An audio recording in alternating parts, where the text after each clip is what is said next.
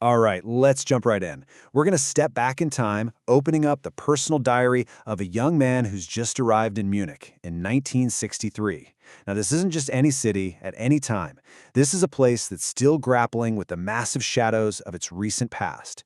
So through his eyes, we're going to get a real feel for what it was like to grow up surrounded by all this history, culture, and some really big questions about the future. And just like that, we're right there with him. He's just gotten to his new home, and his host Gabi has shown him to his room.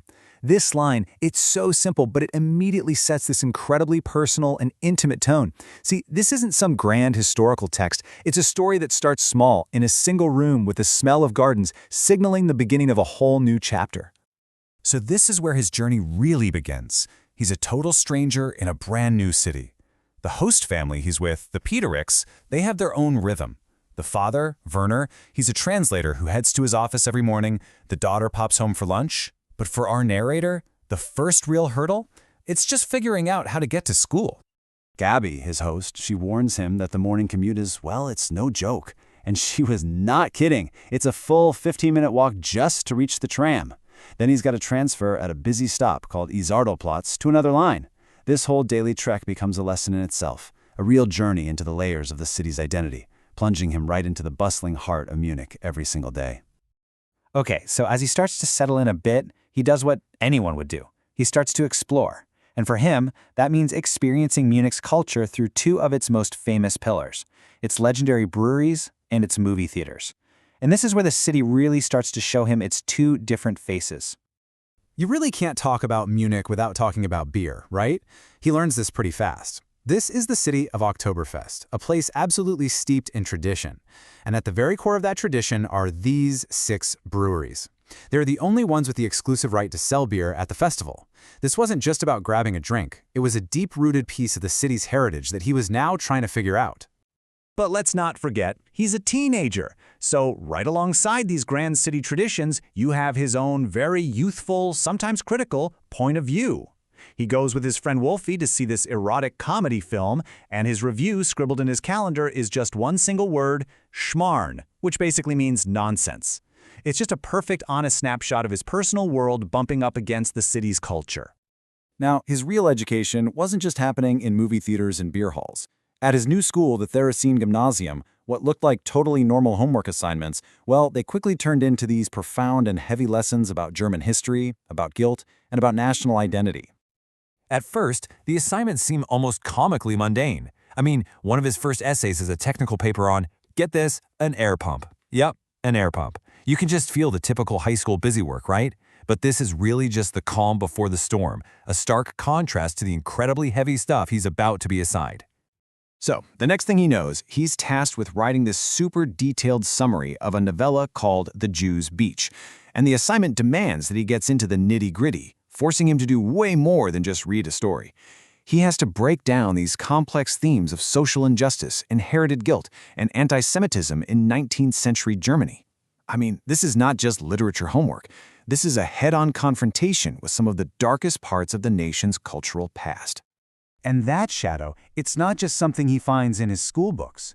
The immense weight of World War II and the constant anxiety of the Cold War, it's everywhere.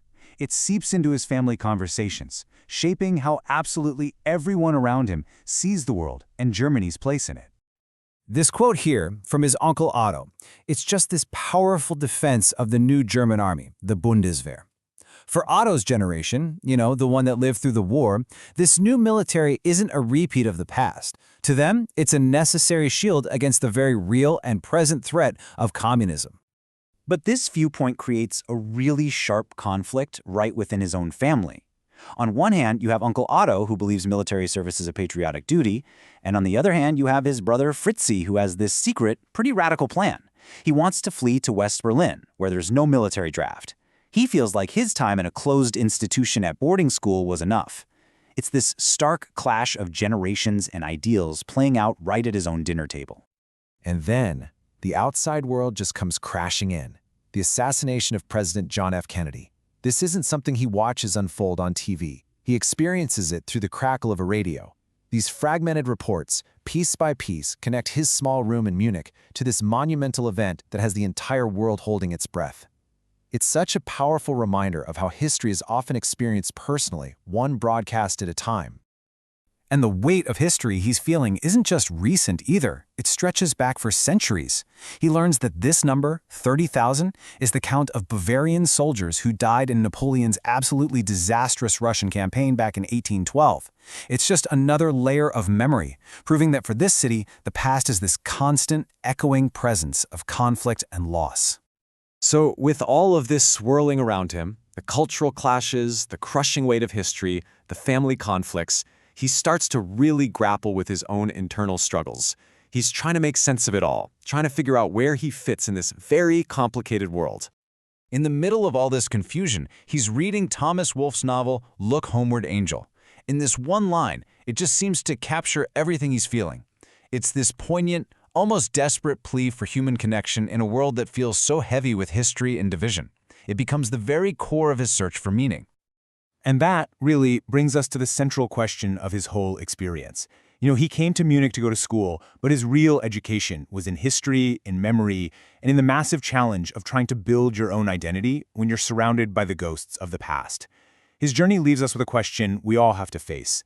When so much of our story seems to have been written for us, how do we find the courage to start our own chapter?